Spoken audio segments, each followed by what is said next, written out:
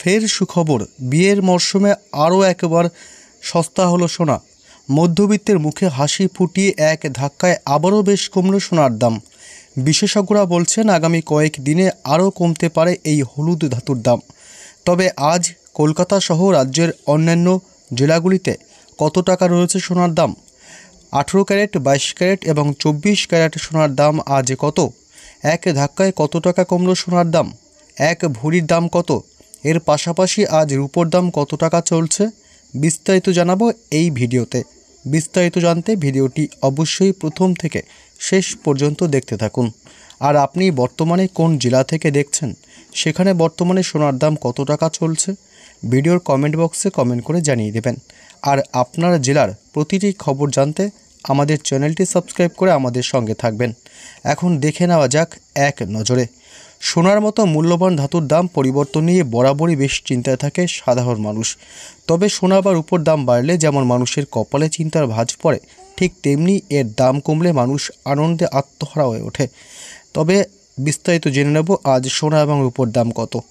আজ শহরে 22 ক্যারেট 8 গ্রাম সোনার দাম রয়েছে 57,200 টাকা। আর 10 গ্রাম সোনার দাম বিক্রি হচ্ছে 71,500 টাকায়। 100 গ্রাম সোনার দাম আজ বিক্রি হচ্ছে 7,15,000 টাকায়।